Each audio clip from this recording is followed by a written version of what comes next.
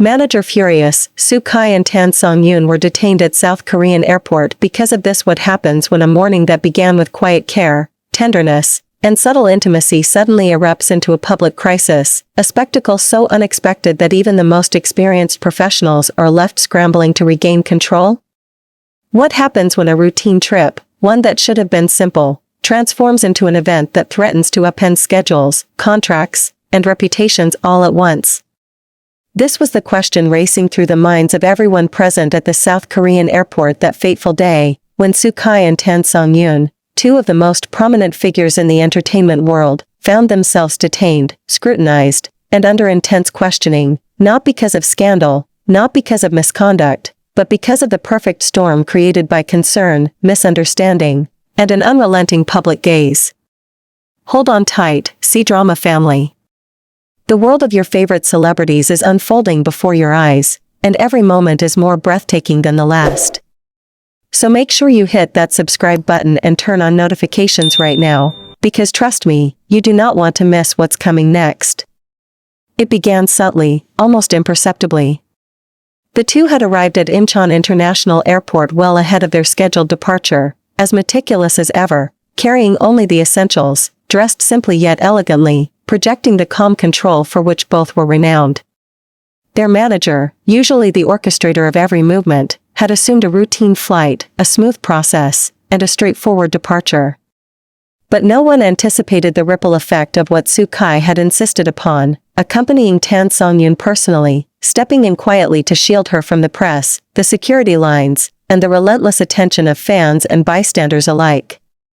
It was a gesture of care, of protection, of loyalty, but it was a gesture that, in an airport governed by protocols, regulations, and international scrutiny, triggered consequences far beyond anything they could have predicted. Security personnel, trained to identify anomalies, to notice deviations from expected behavior, and to respond with urgency, had immediately perceived Soo-kai's presence at Songyun's side as irregular. The pair's movements, their careful coordination, and the subtle shielding gestures intended to protect privacy were instead interpreted as a breach of airport protocol, a disruption to the flow of travelers, and a potential risk to operational security. The murmurs among officials grew, then the whispers became directives, and before either of them could fully comprehend what was happening, they were stopped, asked to present identification, and, in a formal, almost clinical manner, detained in a designated area for further questioning. For Soo-kai, the moment was shocking. His usual composure, honed over years of handling public appearances, press scrutiny, and delicate negotiations, faltered as he realized the gravity of the misunderstanding. The protective bubble he had tried so carefully to maintain for Songyun had shattered, leaving them both exposed in a highly publicized, high-pressure situation. He glanced at her across the sterile, brightly lit room, noting the way her eyes widened slightly, the subtle shift in her posture as she processed the unexpected confrontation. Her embarrassment, always a delicate dance between humility and awareness, was magnified under the fluorescent lights, the scrutiny of uniformed officials, and the quiet hum of airport operations continuing around them. Every flicker of a camera, every footstep, every low murmur of observation added weight to the moment, and Soo-kai, rarely caught off guard, found himself grappling with the unfamiliar, almost paralyzing mix of responsibility, concern, and professional consequence. Meanwhile, their manager arrived, furious and pacing, his face a mask of frustration and disbelief. The tension in the room escalated immediately, as he demanded explanations, issued commands, and expressed anger not at Soo-kai or Songyun personally, but at the disruption to carefully arranged schedules, press plans, and contractual obligations. Every word, every gesture, every sharp exhale underscored the stakes. The agency had invested in months of planning, coordination, and public relations strategy, and now, in a matter of minutes, those plans were unraveling due to what they perceived as reckless behavior.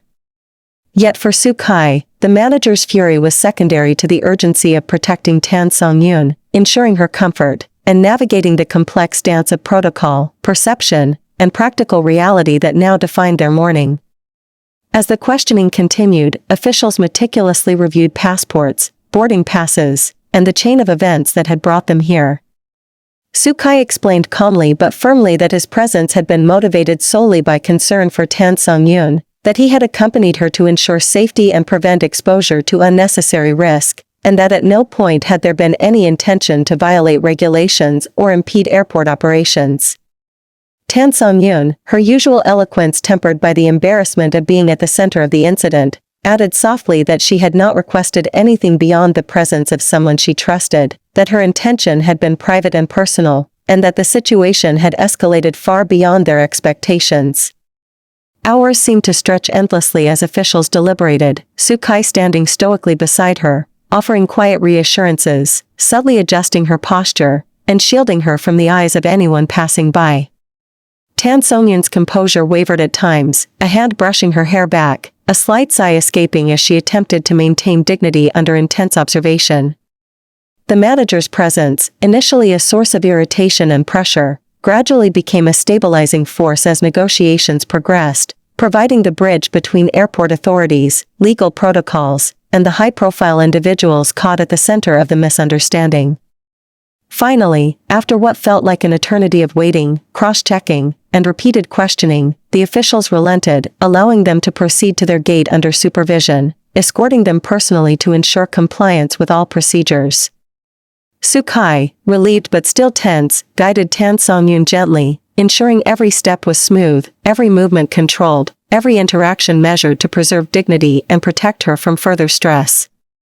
Songyun, cheeks flushed from the intensity of the ordeal, allowed herself to relax fractionally, her embarrassment slowly giving way to relief, the bond between them strengthened by the shared ordeal, the unspoken understanding that despite the public gaze, the protocols, and the managerial fury, their connection, trust, and mutual care had endured, and had become undeniable.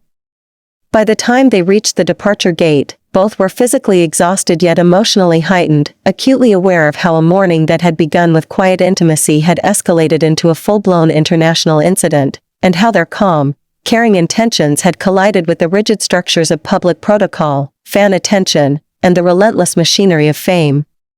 Sukai's shock, Songyun's embarrassment, and the manager's fury were not isolated emotions. They were the visible threads of a story that unfolded quietly, intimately, yet dramatically, in a way that no headline could fully capture, a story of care, trust, and human connection caught in the crossfire of expectation, regulation, and public scrutiny. The moment they were finally permitted to continue, the tension did not immediately dissipate. The sterile fluorescent lights of the South Korean airport seemed harsher now, reflecting off polished floors and glinting from glass surfaces, as if the building itself bore witness to the chaos that had unfolded.